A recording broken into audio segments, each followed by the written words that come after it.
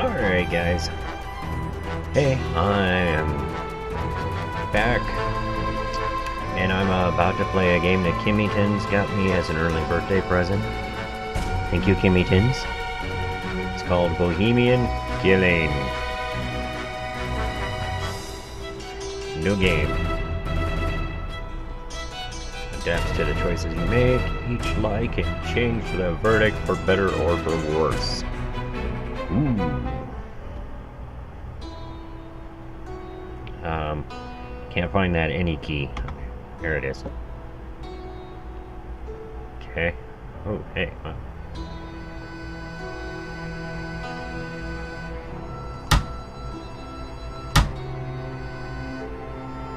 Cannot open the door. Alright. She should be here by now.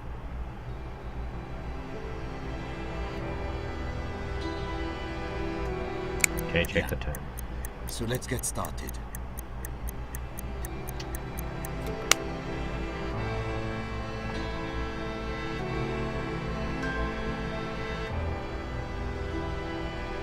Right.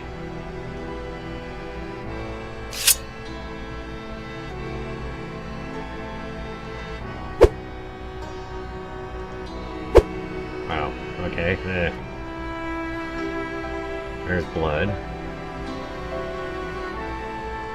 Let's read the book.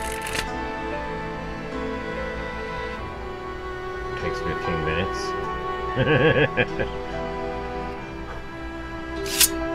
I'll just randomly read a book while waiting. Okay. Let's go into the room with all the blood.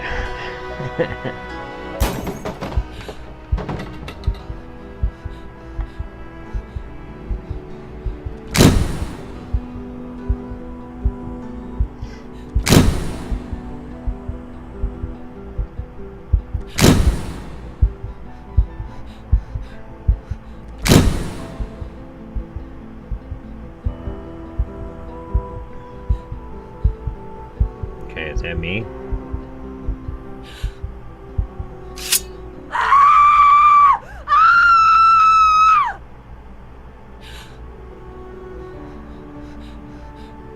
Oh, I know I want to kill her. Oh. I didn't mean to click that. Can I take that back?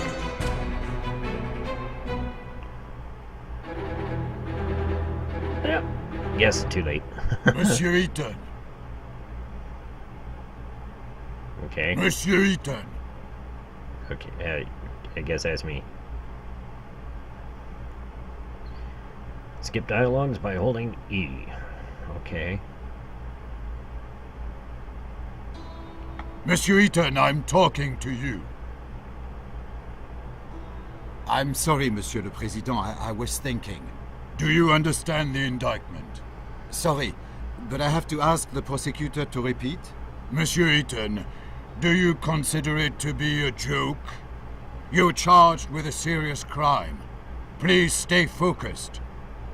Monsieur Prosecutor, please continue.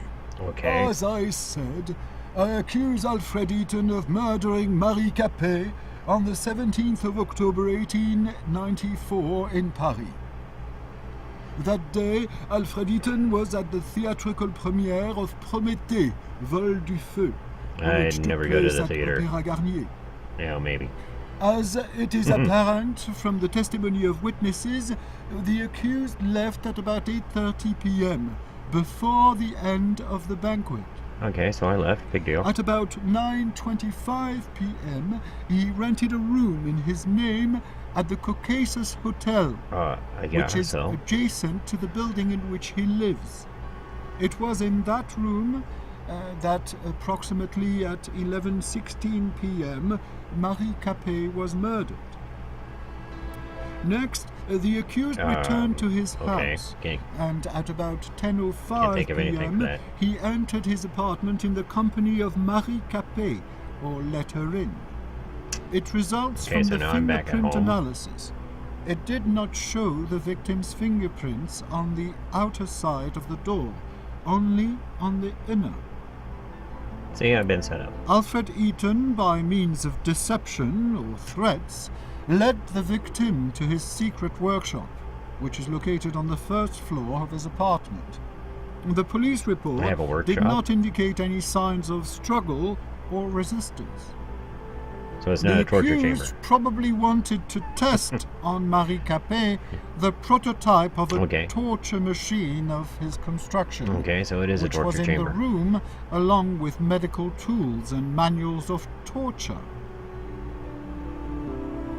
Wow, When Marie Capet realized what the accused intended to do, she grabbed a metal rod lying in the room and hit the accused on the head, which caused a real threat to his life and, according to doctors, may have caused unconsciousness. The fingerprints of Marie Capet's left hand were found on the rod, as well as Alfred Eaton's traces of blood. Traces of blood were also found on the floor of that room. At the time of his arrest, the accused had an extensive wound on his head, as confirmed by medical examination. Yeah, she hit me. Seizing the opportunity, Marie Capet fled from the apartment. She was stressed and in a hurry. This was confirmed by her numerous fingerprints secured on the inside of the door of the apartment of the accused. Then, Marie Capet ran into a nearby hotel, the Caucasus. It was the same hotel in which the accused rented a room. As it appears from the testimony of the clerk, Marie Capet was extremely stressed, repeating the word doctor and police. Probably she wanted to call for help. When the clerk went to get some water to calm Marie Capet, she disappeared. The next day, on the 18th of October, about 8:32 a.m., a maid found her body in a room rented by Alfred Eaton. It was covered with numerous fingerprints of the victim and of the accused, and had traces of the victim's blood. The immediate cause of death was a severe blow to the abdomen in the liver area, with a blade of about 14 centimeters length. The murder weapon, constructed by the accused, was secured in his apartment.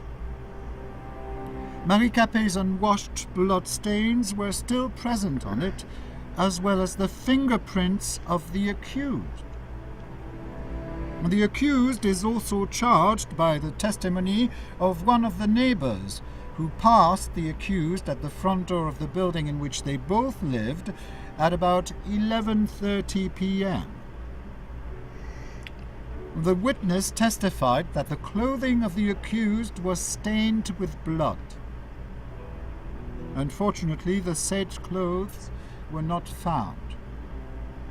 At the time of committing the alleged crime, the accused was sane, which means he acted consciously. For committed crimes, the accused shall be liable to life imprisonment or the death penalty. Has the accused finally understood the indictment? Oui, Monsieur le Président. Does the accused plead guilty to the charges against him? Non, Monsieur le Président. Does the accused want to provide explanations? Oui, Monsieur le Président. Monsieur le Président, could I ask you for some conversation time with my client? Of course. Okay. I just wish it would not take too much time. We've already wasted too much of it. Monsieur Eaton, please note that you can look through evidence at any moment. It is available by pressing tab. I will show the defense evidence to the court at the time of your uncovering during the testimony. It might surprise the prosecutor. If necessary, you can recall the string of events according to the prosecution by pressing the Q key. Will you need my help during testimony? I will give you my advice and remind you of important facts and events.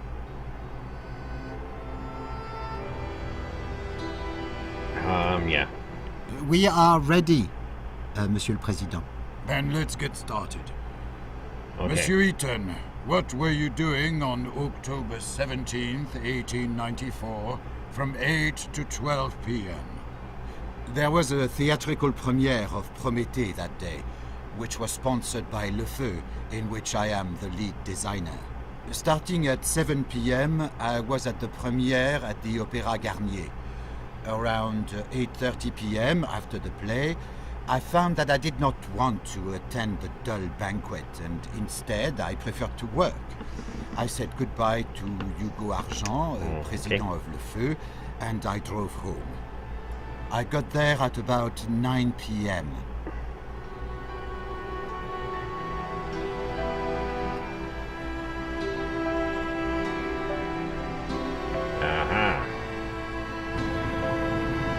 So I have to lie.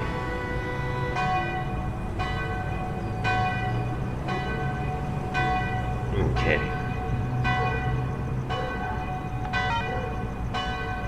For a moment, I admired the charms of Montmartre. Oh, hey, you gotta move. Okay. I decided to go for an evening walk. Nice.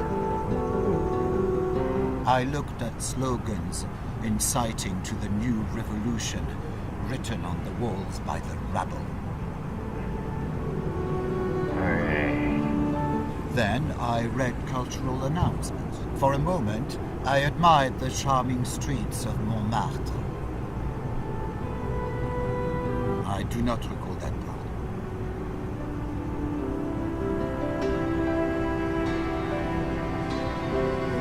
Okay, apparently I have to go in here.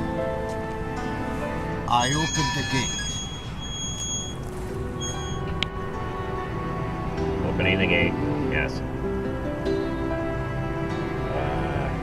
Sure. Okay, let's go in. I entered the nearby hotel, Caucasus.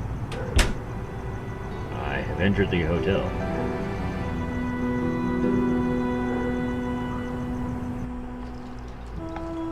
Any key.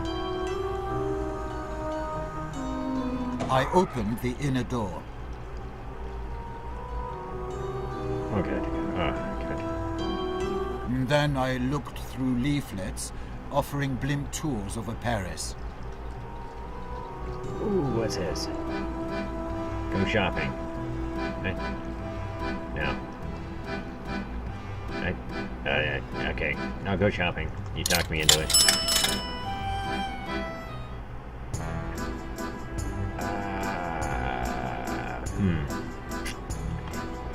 Let's go with some nice cheese. Fromage. Enter is by. Haha! Then I bought something from the vending machine. I bought some cheese. I grabbed the cheese? No, I did not. Okay. What is over here? I tried to open the door to the restaurant, but it was closed because of the late hour. It was closed. Oh, what's this? Next, I threw a few francs to the fountain in the hotel. Swim, Frank, swim. Okay, let's go over here. Rent a room and explain why you did it. I wanted to rent a room in a hotel, but the clerk said that a room had already been rented in my name. He said it's on the top floor and gave me a spare key. I must add that the conversation with this man was not held at about 9:25 p.m., as according to his testimony, but at a different time. Monsieur Eaton, do you claim that you did not rent that room? Oui, Monsieur le Président, but I knew it could not be a coincidence. The name Ethan is not that common. So you tried to learn more from the clerk?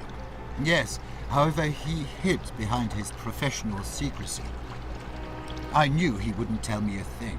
I do not understand one more thing. You live next to the hotel. His eyes are so rolling why up in did his you head. want to rent a room there?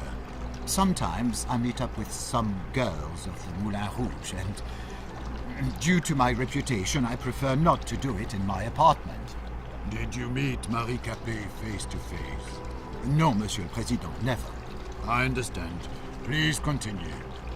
Okay. Alright.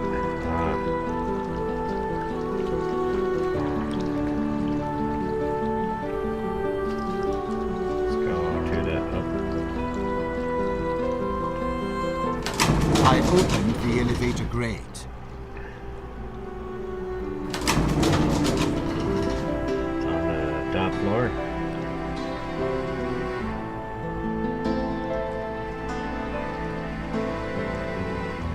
I took the elevator to the first floor.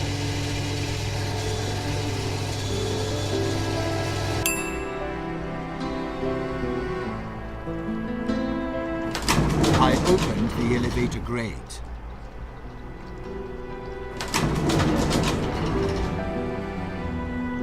For a moment, I admired the images showing the beauty of Paris. Uh-huh.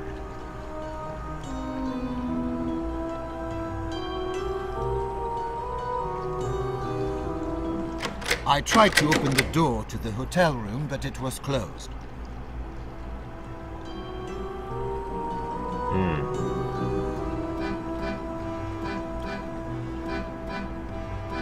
I tried the door handle to the hotel room, but it was closed. Then I opened the elevator grate. I Go took to the second elevator floor. to the second floor. That's what I just said. This guy sounds nothing like me. I opened the elevator grate. I opened the elevator grate. Chairs.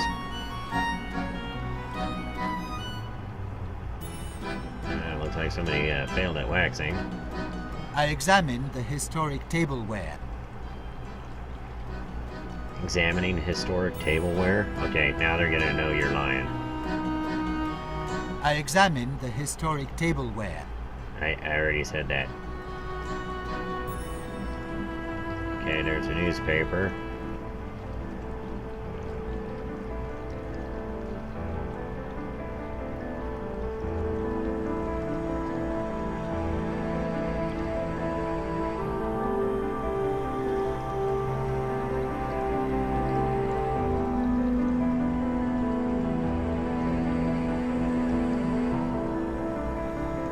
I opened the inner door.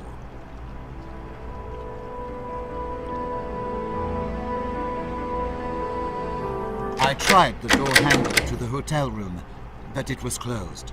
Why did you want to open that door? I'm ashamed to admit, but I forgot which room I had rented. I understand. Please continue your testimony.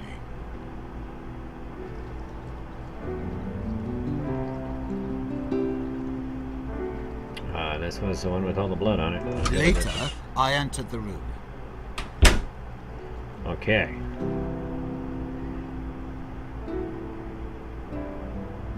So that's what they mean by lying. Okay. There's nobody here.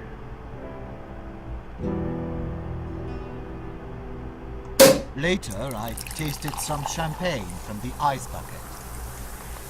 Wow. Well, everything's all blurry now.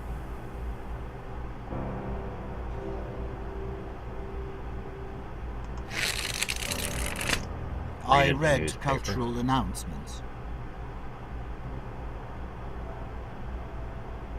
Oh, press Q.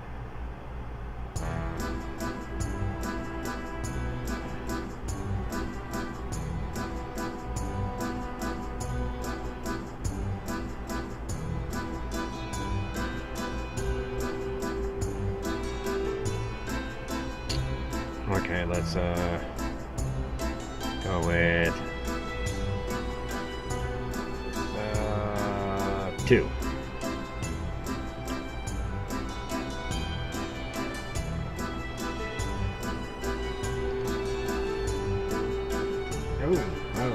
Hey.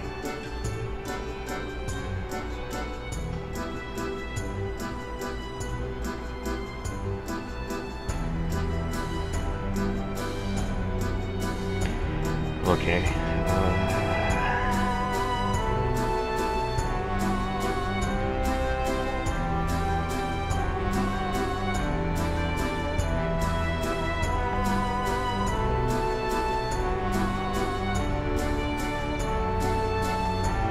Oh, okay.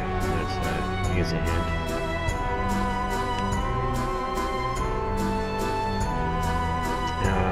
Sure. Okay.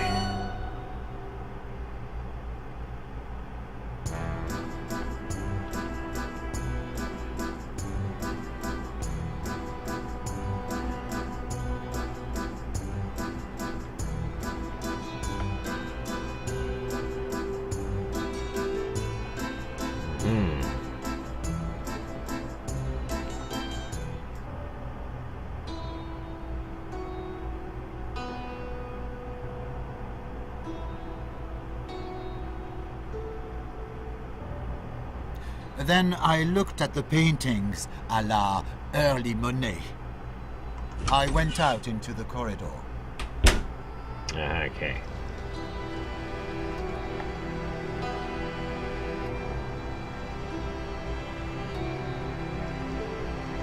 I opened the inner door.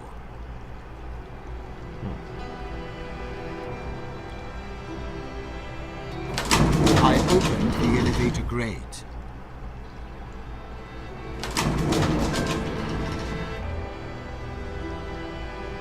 Later, I took the elevator to the ground floor. Okay, oh, my alcohol wore off.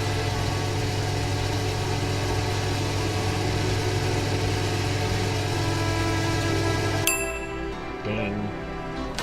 I opened the elevator grate.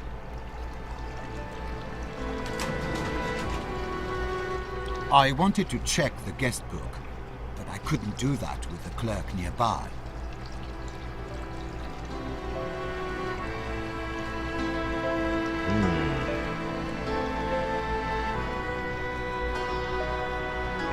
I opened the inner door.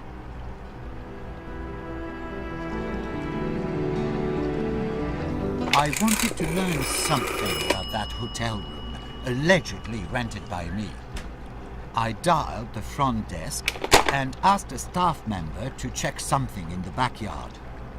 I had a moment to look inside the guest book.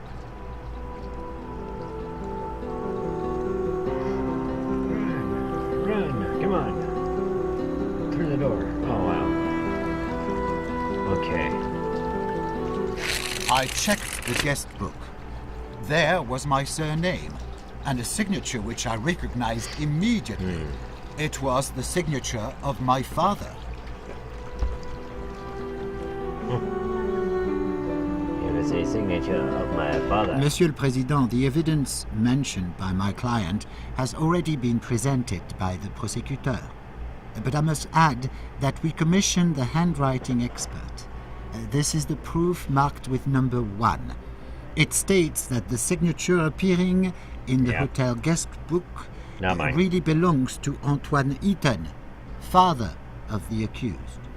Then Monsieur Antoine Eaton will be re-examined as a witness. The hearing will take place at the next trial. All right. I ask to duly summon the witness. The accused can return to his testimony. Okay. Well, I think I'm going to leave it there, guys. So I will catch you next time.